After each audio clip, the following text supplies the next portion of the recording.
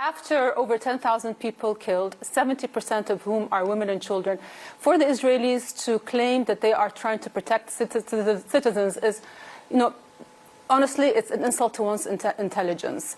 When 1.1 million people are asked to leave their homes or risk death, that is not a protection of civilians, that is forced displacement. And UN agencies and other agencies have said that there's no safe place in Gaza. And even the areas that they have asked people to seek refuge in, those so-called safe zones, they have been attacked as well.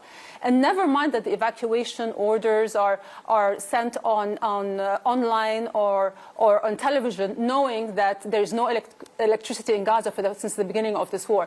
These evacuation orders, I do not believe, are for the benefit of the Gaza civilians.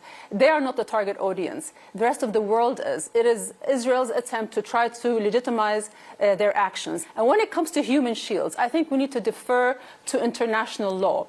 Of course, the use of human shields is criminal.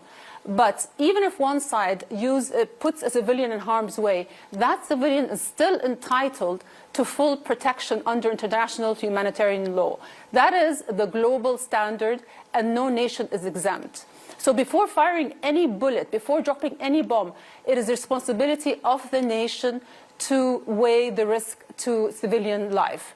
And if that risk is disproportionate to the military target, then it is deemed unlawful. And frankly, I find it really outrageous when Israeli officials audaciously dismiss Palestinian casualties as human shields. In a place like Jabalia, which is one of the most crowded corners of Gaza, Gaza being one of the most densely populated spots on Earth, civilian death is not incidental, it is not accidental, it is a foregone conclusion, and that makes it a war crime.